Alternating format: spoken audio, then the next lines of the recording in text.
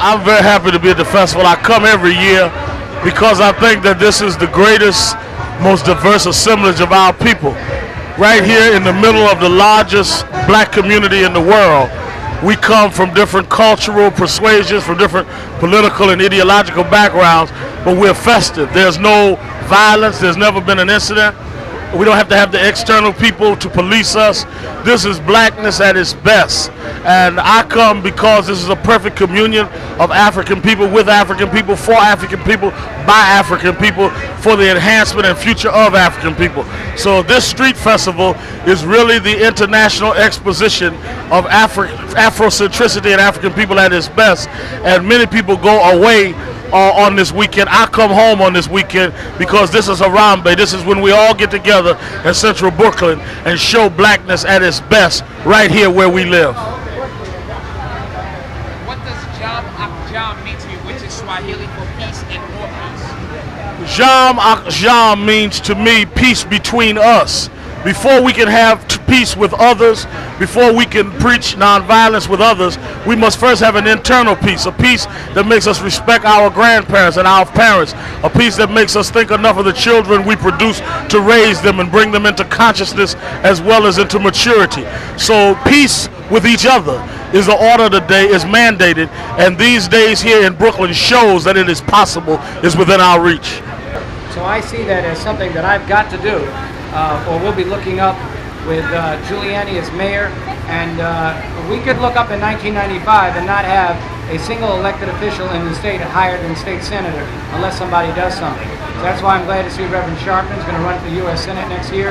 Paul McCall is going to run for re-election as controller, and David Dinkins hopefully will be re-elected as mayor. And I'll observe them all as the first public advocate of the city of New York. Senator Anderson, are you also surprised that the numbers of people who come out to use the Riverbank State Park system, apparently they've more than doubled expectations? And there were a lot of folks who looked at that park being built on top of the sewage treatment plant and thought, quite honestly, nobody would go. You know, the Riverside State Park, the worst thing about it is that it's beautiful.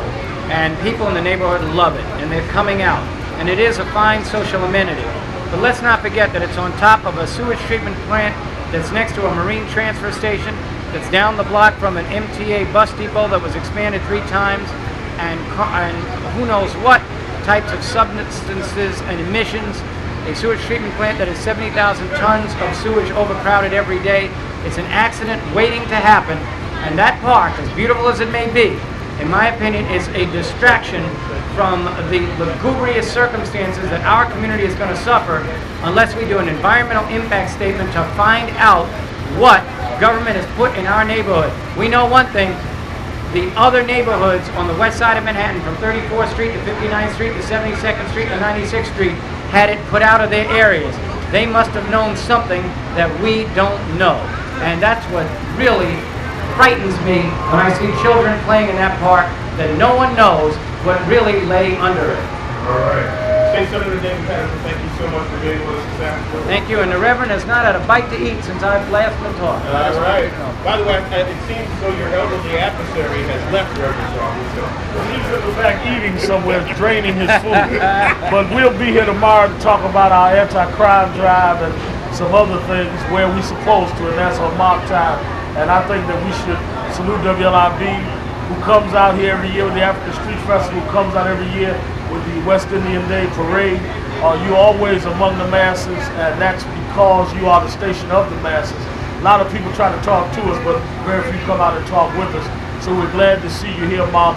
You've been here since you had all black hair, and now you're all gray, and you're still here. All right. Reverend Al Sharpton and State Senator David Paterson. Let's give it up for them, folks. Let them know you're here. How's Mary like? Not too bad. How about you? How long have you been coming to the festival, Senator? Well, this is my 3rd year, and it's always exciting to be here. One of the most exciting things about being here is the feeling of peace, Jam Akjam, and what it really means is that there can be no peace unless we're all fortified. And so peace, which is often considered to be a concept of resolution, no one can resolve unless they can eat. And that's the problems that our community have. Poor housing, substance abuse, unemployment. Those are the things that make people unstable. There can be no peace in anyone's heart or in anyone's mind when other people are living that way. And so our responsibility is to try to change those conditions. But as we try to change them, as the great reggae singer Bob Marley once said, forget all your troubles and dance, forget all your troubles and sing. And that is what we do on a day like today. Even though we have not solved all those problems, we try to put them aside and think positively to what our dreams are, and then we will spiritually be following in the physical world in the direction of our dreams. And what do you think the vibe of this festival culminates as black people? I think a respect for each other with all the different shades in our race, with all the different economic status in our race, with all the different professions in our race, and with all the different desires in our race. We understand that were we to leave here and walk through Howard Beach, whether we were wearing jeans and a t-shirt or a three-piece suit or African garb or the formal dress of the Muslims, we would all be victims because we all have that Miami tan that's not coming off. And this society has not recognized our full right to be here yet. And until we get it, we are all under siege, and we all embrace each other in that struggle for true equity and true freedom in this country. Thank you very much, Senator. Thank you, brother. Have a good day. And thank you for being here. Okay. Your name? Assalamu alaikum. And your name is? Baba Ishangi. Okay, and you're from? West Africa, Ghana. You come to the festival often? I belong to the organization since 1966.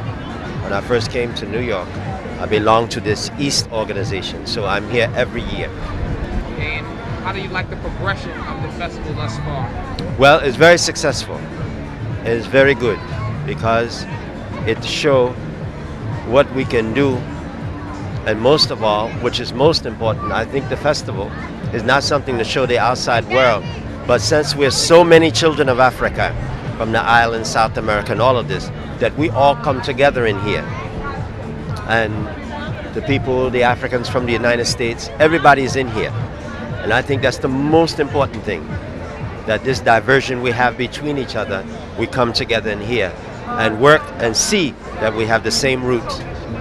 And this shows, that's the magnificent part of it. All of my friends I bring here, I say, come and look, here's the Jamaicans, Haitians, everybody's here.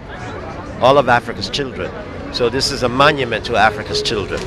And this year's theme is Jam Ak Jam. Yes. And we'd like to know, what does that mean to you?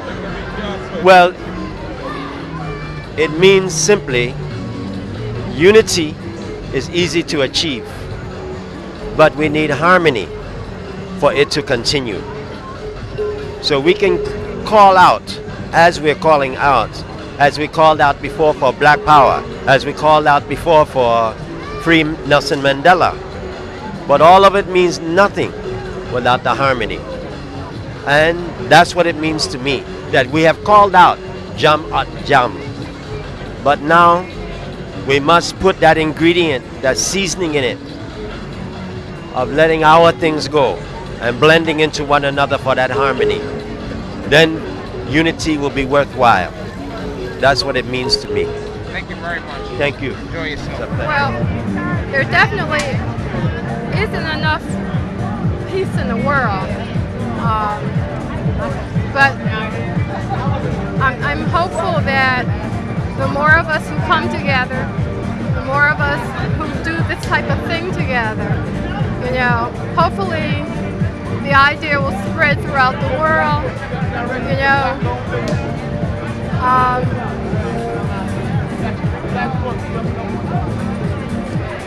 I feel that New York makes a greater effort having ethnic events than, you know, just about any place else, you know, in the Northeast anyway. I'm Michonne. My service is Beeper Braids. Beeper Braids is the service I provide for folks who are in home or in their office, who are out of town, who don't have access to natural hair care services like we have in New York. I travel to Texas, Canada, Hawaii. Anywhere there's black hair, I'll be there. I promote natural hair care braids and twists. I'm promoting a style called Silky Dreads for folks who want a lock look but don't want to make the lock commitment. It's hair wrapping, thread wrapping, and corn braids and single braids and children's styles. Right now, I'm promoting and helping this sister and a lot of other sisters who are out here at the African Street Festival who buying outfits but don't know how to tie their heads. How long have you been coming to the festival? I've been coming to the festival since I was about 13 years old. Started on Claver Place. And now I've been coming since my son was born. And it's been, this is 22 years of the street festival.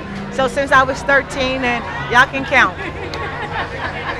And I wouldn't miss it. I was just telling the brother here, if I was gonna be anywhere, I would have to do it before or after the festival. Only place I would be other than here during this time of year would have to be in replacement would be the continent of Africa itself.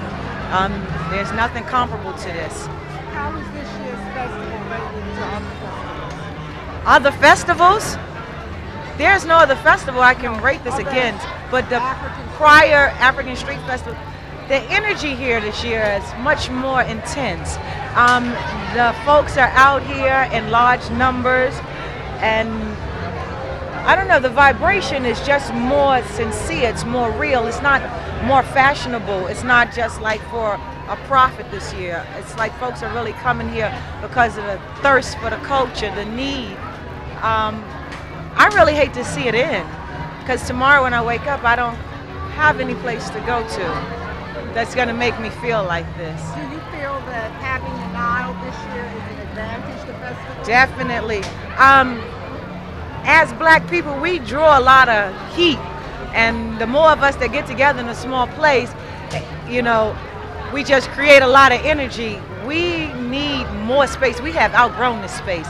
It's actually time for us to move on to bigger spaces. The opening up the Now was a great idea. It gave other people who couldn't actually get into this here area an opportunity to branch out. So I really appreciate that. And coming down Fulton Street and picking up on that energy was good to see. And then this was like the climax to come in here and see what was going on in here. Do you have any feedback about the parade? I think the parade was good to come through the community with that, to let people know that it originated on Claver Place, because Claver Place is kind of dormant right now, and just to bring that back from Claver Place and take it down Fulton Street. This is my old alma mater. This is where I went to school at. So my roots are right here in this community. So all of this is just everything to me. This is it. And the parade, it woke up the folks who probably forgot, or you find folks that always say, gosh, when was it? Or when is it coming? So that kind of let folks know that just follow the drums. The drums will always take you to the place where you're supposed to be. Do you have a final thought for our audience? Yeah. Well, we got to take this energy longer than just for the 5 days that we had it here. We got to take this energy and believe that just the way this here field is sectioned off into Nigeria and Ghana and the Ivory Coast, that it was just one boat, and that one boat made so many stops. And we are the original people all over this world, you know, understand that we are the same. We all one people, you know. One boat, many stops. Demetrius. Okay. Demetrius means. Demetrius means. Go ahead, baby. Do your thing, man. Go ahead. Start from the beginning. A Great Somebody by Andrew C.D. Hardesty. I am a serious child. I am a serious child with serious goals. My life is destined to be filled with positivity. I am a worker. If it takes hard work to reach my goals, I will do it. I am a sensible somebody. I will never steal, and I will always be for real. I won't take dope and give up hope because my life is too precious to waste. I am a clean somebody. I know that if I lie down with hogs, I can come up with mud. So I will work to keep my mind, my body, and my character clean. I am intelligent. My brain is a storage place. I will fill it to the brim with knowledge and look forward with hope of what tomorrow will bring. I am a child hero. I don't spend time wasting time because there is room at the top for me. I am a great somebody. Start leading me now. Start guiding me now. Start praising me now. And you will see me rise to the highest heights. Oh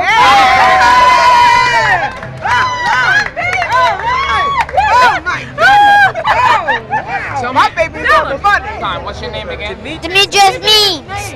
Demetrius Means. How old are you? I live in Brooklyn, New York. How old are you? 6 years old. And what school do you go to? Kindergarten A. Bethlehem Academy. Bethlehem Academy in Brooklyn.